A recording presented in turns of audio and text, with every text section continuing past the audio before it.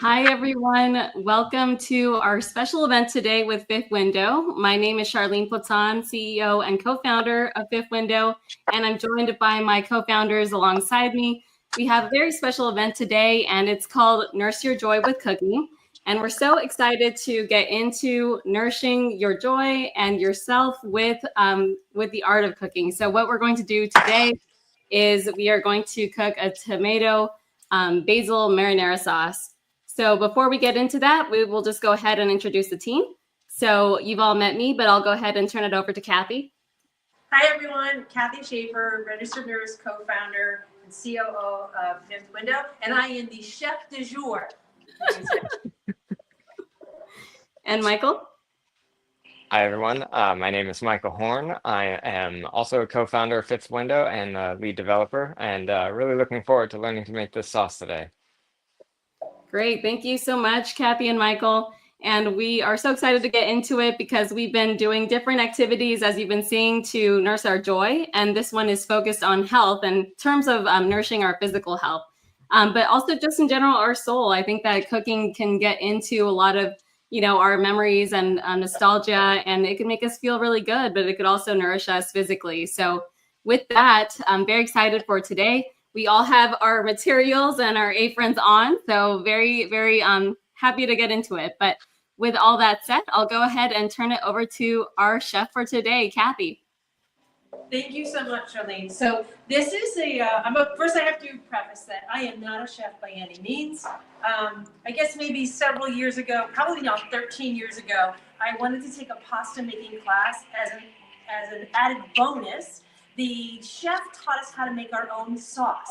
And so that's what we're going to make today. And I haven't bought a jar of sauce for the last 13 years because it's so easy to make. I feel so healthy when I make it. And as a matter of fact, when I make this, I can versatile it all different ways. And so we can use it as a foundation for many, many dishes. So you have your ingredients, but I have them here on the counter with me.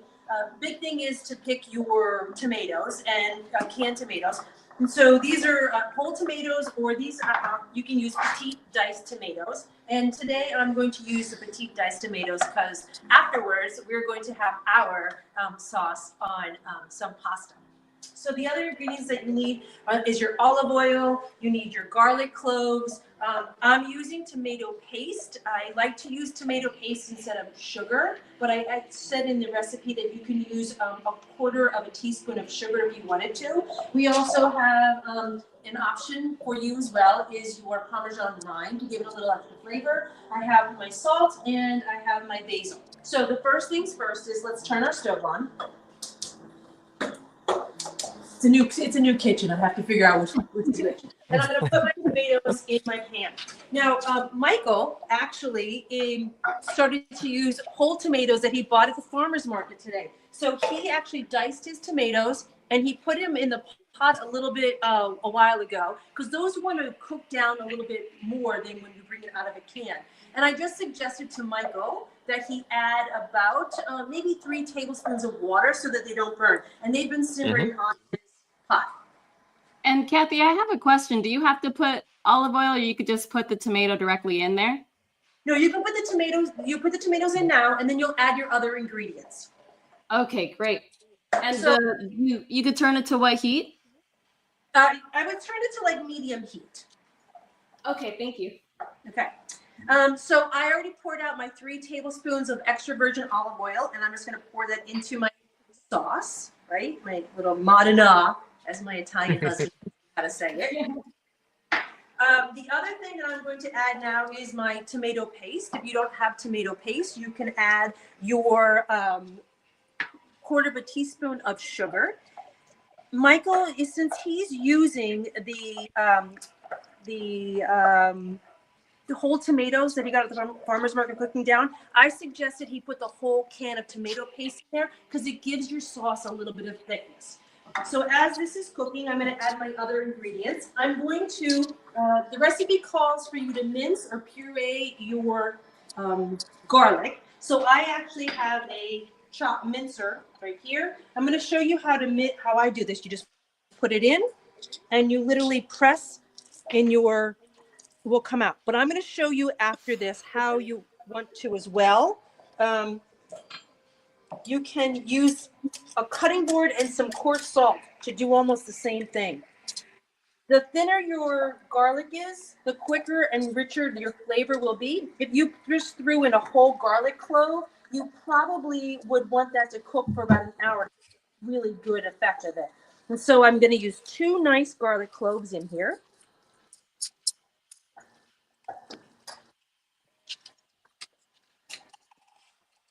Out here.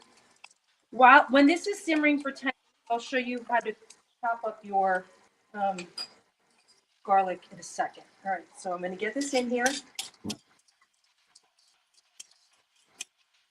I'm going to just turn mine down just a tad. I want it to simmer a little bit less. Okay. There we go. Mix it around in there, right? And then the next thing I'm going to take is a 1 1/4 teaspoons of salt. The nice thing about this sauce is that it is very, so if you are someone who likes it a little bit spicier, if you are throw in some red hot pepper flakes, or even some pepper, and it's grind pepper it up, right? If you're someone who likes it a little sweeter, add a little bit more tomato paste. If you're someone who likes it a little bit saltier, add a little bit more of your salt. And then right now, I'm going to take my rind and throw it in there because I want that to cook as long as it can to soak up that flavor. Okay. How are you guys doing, Charlene and Michael? I'm catching up. I think I'm okay. So I will just give a caveat. I am not someone who cooks in the kitchen. I usually have my husband who is very skilled at cooking, take care of our dinner. So I really appreciate this event because it's really taken me out of my comfort zone to be actually making something that is not, just already pre-made. But I think I put all those ingredients there so far, but I'm not sure. Do I just keep kind of stirring it around or? Yeah, so you don't have to continuously stir it as long as it's simmering. So maybe occasionally stirring it, but it will be fine. You don't have to sit and hover over this sauce, which is a really great thing to do. Okay, and then we could put the salt in too, it sounds like. Okay, so put your salt, make sure you've got what we've had so far, right? So far in our sauce, we have the tomatoes that we've chosen to put in there. We have our garlic. We have our extra virgin olive oil. We have our salt. And then we have our sweetness, which for me is tomato paste, but you can use, like I said, a little bit of sugar, 1/4 teaspoon of sugar.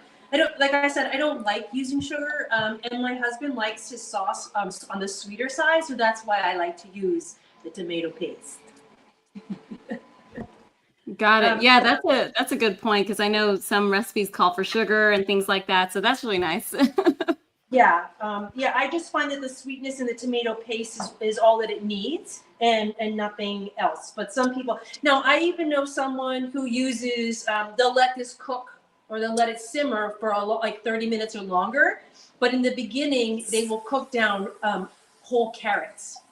And the sweetness of the carrots and they just throw the carrot away when they're done. Oh, very cool. Yeah.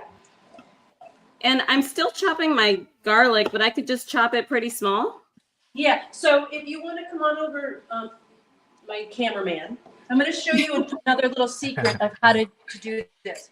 So you can take this garlic and just cut it up in pieces like this, right? See what I'm doing? If you took a little bit of coarse salt on your cutting board, you can take your, and roll it into and it will kind of mash it with the salt. And then you can just see how we just like this. I don't know if you can see that, Charlene, but I'm just doing this and it kind of makes it almost like butter. And then you can just throw that right there. Yeah. Okay, I'm gonna try that. Yeah, the coarse salt is what helps it kind of really break down when you're doing it because it helps you roll it on your board and your knife as well. And then so you just kind of slide it over. Yeah, slide it over the salt and it kind of almost turns it almost like into like a garlic butter, which you're kind of doing the same Mm. thing when you are, turn this down a little bit. I'm just going to stir it. Oh, okay. Okay, I'm gonna try this technique that you just shared. Yeah, try to do the garlic like I showed you. Okay, and it just makes it. I just again, it helps break it down quicker so that the flavor can get into your marinara. Now, the last thing that we're going to do, but I'll wait until you catch up. Go on and put your garlic in. And Kathy, how much salt was it? Oh, it's a 1¼ teaspoons of salt. Okay.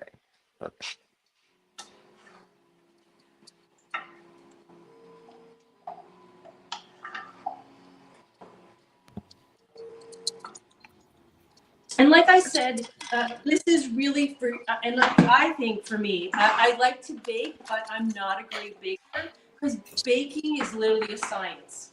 You really have to, like, when it says you have to use room temperature eggs or you have to like level, it's really important you do that. But in cooking, cooking is so forgiving and it's all about taste.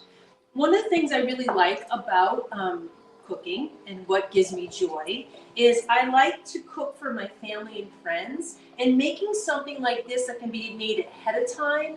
You can even freeze it and then thaw it out later. You can have this all prepared so that when your guests are with you, you can talk around the kitchen, and then you can all come to the table and have a nice conversation. Nobody's sitting in the kitchen cooking and like laboring over this meal, right? This can be a very, very easy meal. And if you know, as you notice, as your tomatoes are cooking or they're simmering, they're kind of cooking down a little bit. So you don't have, for me, it's still that nice little, I like to call it a little chunky tomato, but it's great, like I said, because we're having ours over some pasta, fresh pasta that I bought at the farmer's market today.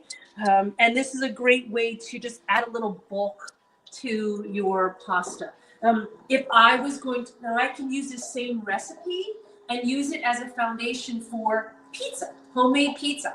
And if I was doing that, I would definitely use the whole tomatoes because it's, you don't want, well, I don't want chunks in my tomato, in my pasta. I mean, sorry, in my pizza. So how are we doing on the other end on the West Coast, my friends? I think it's good. Well, It smells good. Yeah. I think we will see how it goes over here in the Bay Area. Oh, We'll see how it goes.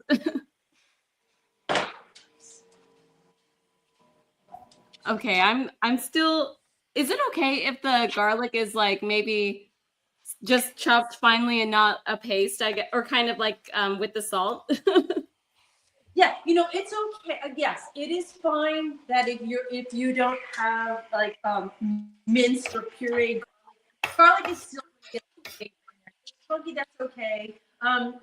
If you wanted to, if you couldn't chop it and you made big pieces of it, when it was done before you served it, you can pull those pieces out so that nobody bites into a large clove that hasn't been cooked. But the longer your garlic gets to simmer in here, the more flavor will come out. So not to worry. And Oh, okay. maybe in a little bit of time, you can go to the market and you can buy yourself a garlic mincer or garlic press, Charlene. So you don't have to worry about that for the next time you make this. Oh, okay. That's a good idea.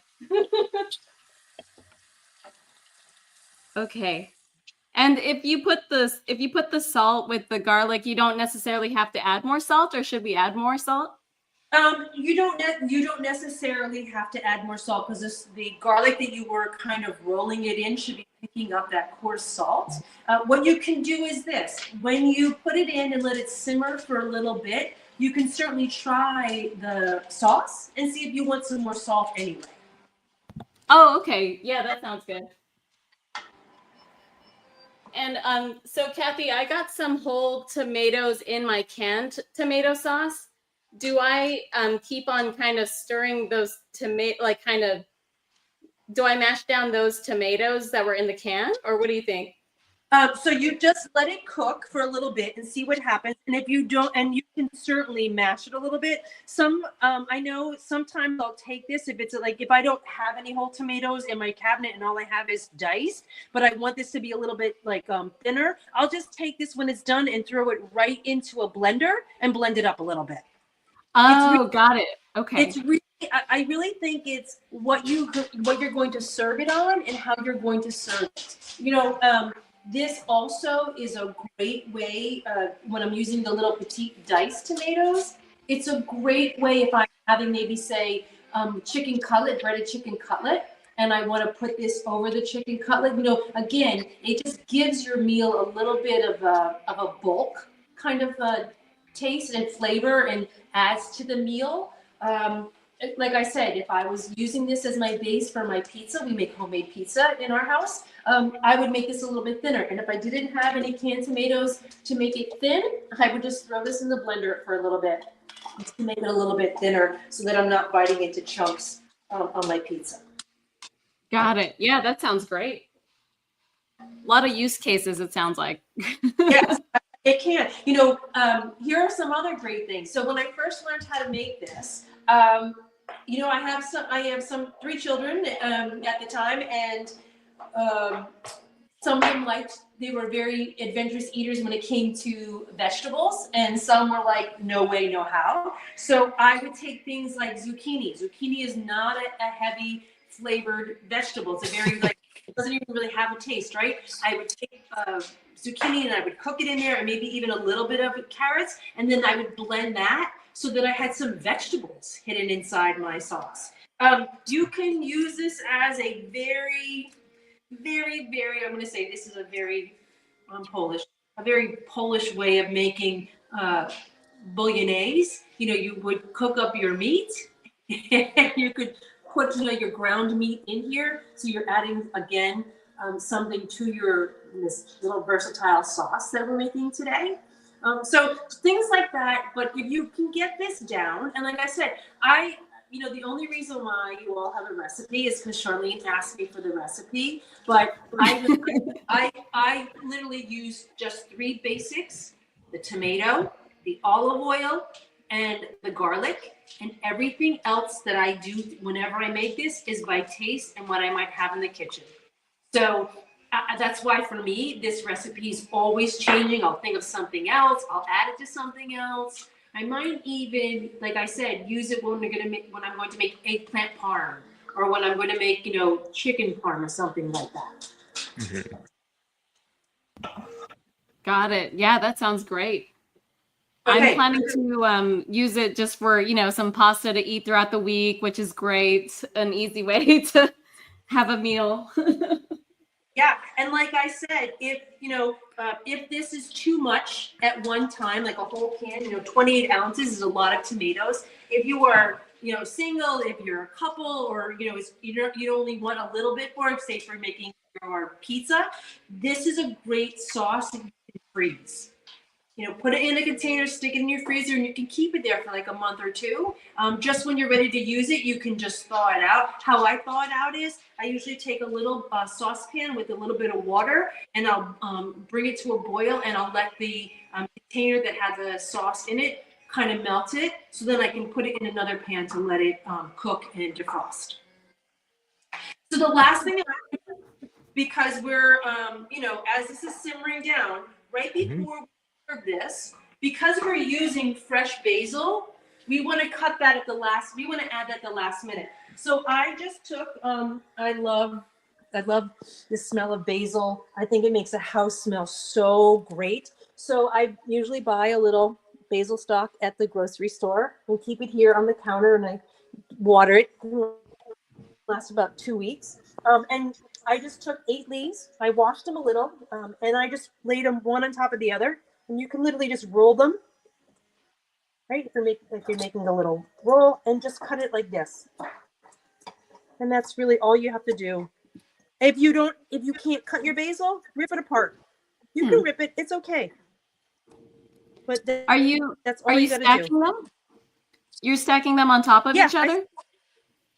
I stacked them, then I rolled them as if I was making like a little egg roll, and then I just cut them up that way. Oh, got it. Okay, very cool. If you don't have fresh basil, then what you want to do, you can use dried basil, but that should go in the beginning you start cooking, because that needs longer time for the flavor to be extracted into your sauce.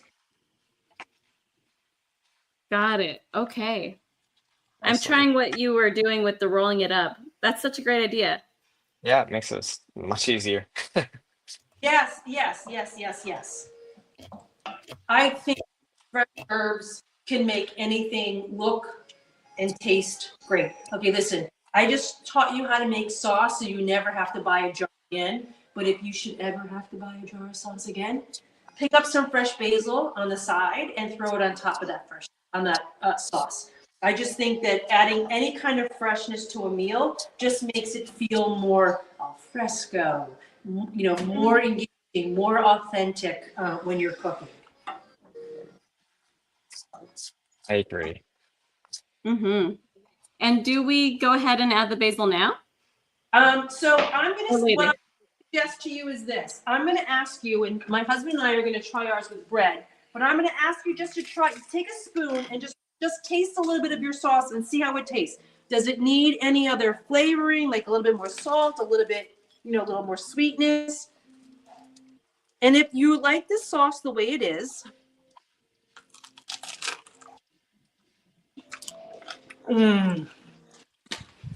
that's good.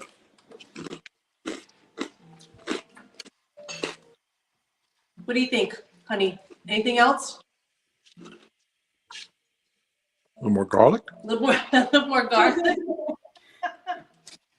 Okay, we can add our little garlic over there. But this is so. If you like the flavor of your sauce, it's been simmering long enough now. And Michael, you might need to just feel the density of your tomatoes. I'm sure by now they should be nice and soft. You definitely. What you want to do after this is take your rind out, that little rind of cheese. You don't need that anymore, right? You can add your basil, and then you can serve this the way you want. So you just take your basil, throw it right in, and you wait till you see the difference in the taste now after you've added that little bit of basil. It adds a little bit more to it.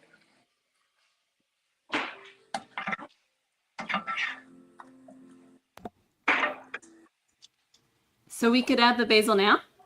Uh-huh. Okay, cool. I think my husband wants to try something with the basil now.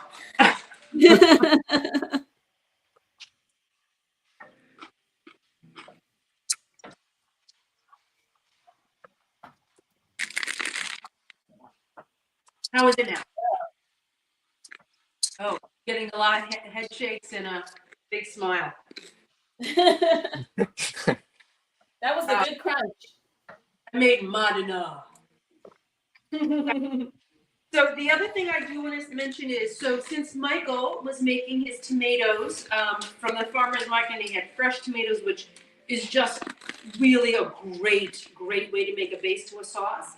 I suggested to him that if it was still if the tomatoes were too big, too much of because he diced them before he put them in to kind of cook them. I suggested that he just take his tomatoes and put them in a blender and just blend them maybe 2 seconds, 3 seconds, just to break it down a little bit more, and then it'll make his sauce not as bulky or as thick by having chunks of.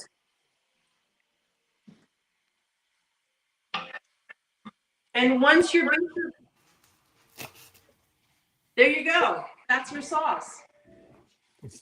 Awesome. And let's see, I'm adding a little bit more basil right now too, but it's tasting really good. Look at you making your own sauce, Charlene. Well, I mean, I could definitely eat this, so that's good. Now we just have to teach her how to make pasta out of a box. That's the next step. I'm gonna do that on my own too. We'll see. Okay, so our fresh pasta, you know, we made at the farmer's market. We'll cook that. We'll cook that in a little bit, and then we'll have dinner shortly. Oh, that's awesome. Awesome. Yeah, I tried mine and it's really good. So I'm really glad we did this. Awesome. Yeah, that's great. And yeah, mine is just simmering away and it's smelling really good. So I think that this is a great recipe. It's easy, like the ingredients are easy to get. And so thank you so much, Chef Kathy, for teaching us your skills and your tricks and tips today. I think that was really great to see. And maybe we could do a part 2 with the actual pasta or Yeah, or you know, maybe, pizza or yeah, we can fry up. We can make some chicken cutlets and use the sauce then. The one thing I will say that right now in my home, and I'm sure in yours as well, the kitchen smells divine because of the garlic and the basil. It smells really good. Oh yeah, it's definitely a really nice aroma, and you could smell all the ingredients because it's nice when it's just simple ingredients. You know, you could smell each and every one of those. So that's really great to have in the kitchen. Yeah. And I hope that everyone who's trying this at home, if you're trying this right now, go ahead and leave a comment in the chat and let us know how you did. Like, what do you all think of the recipe? Have you all done this before? Any thoughts or questions, please feel free to add that to the chat, and we'd love to see how you all did too. And let us know what your thoughts are. Yeah, and we would love any other cooking tips you can give us because we're always learning as well. Absolutely. And if you all have any suggestions too for any other items you'd like to cook or learn how to make, let us know and we could see how we could make that happen. And we'd love to have another cooking session with you all. But let's see, how is your sauce looking, Michael? Do you want to share it? Sure. Yeah. This is my sauce. I think it came out Awesome. pretty well. Everything softened up pretty well. I cooked it for a while before we started, like Kathy recommended, and I think that helped soften everything up really well. So it's not overly chunky. I also strained it a little bit after simmering them for a while so that the sauce wouldn't be too thin. And yeah, I think it came out well. Awesome. I'll try to show what I did. Let me see. I'll bring it over. So this is my sauce. You can see a little bit of it. Yeah. But yeah, this is the most I've cooked in like maybe a decade.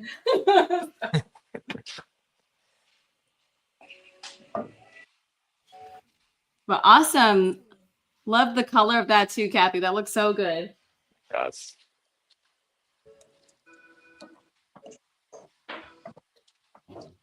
All right. Okay. Well, thanks again, Kathy. And yeah, definitely can't wait to try this later. Like Charmaine and I are gonna have it on some zucchini noodles. So with some ground turkey or something, probably. So looking forward to that. That's Yeah, a great so- meal in itself. Hmm. I think it's the season too, right? For that, or I don't know if is it zucchini season now, or I'm not sure. I don't know. I guess zucchini, is it a winter squash? I actually don't know. I have no idea, but it's a great idea, and I'm gonna put that into pasta. I got my spaghetti here, so I'm going to, or I got some pasta here, so I'm gonna try to make it into a pasta. But all right, any final words or any final words of wisdom, Kathy, to anyone who's trying this? No, all I can say is try it, experiment with it, you know, really taste it and make it your own and your own flavor. And like we said, share with us what you think. And if you want to give us any other feedback, we're so happy to have it. Great. Thank you so much. And thank you, Kathy. Thank you, Michael, for being here today. And for everyone who's watching, please stay tuned for more events from Fifth Window. We have a lot of exciting events coming up next month, so we're going to be sharing about that pretty soon. If you are not already subscribed to our email mailing list, head over to our website at fifthwindow.com. I'll put it up here, www.fifthwindow.com, and you could scroll down and sign up for our mailing list and be the first to learn about the events that we have for next month. There's a lot of things we have in store, so stay tuned. Thank you all again for spending some time with us and nursing your joy with us with cooking. So we'll see you all next time. Thanks. Thanks, everyone. Thank you all so much. See you again next time.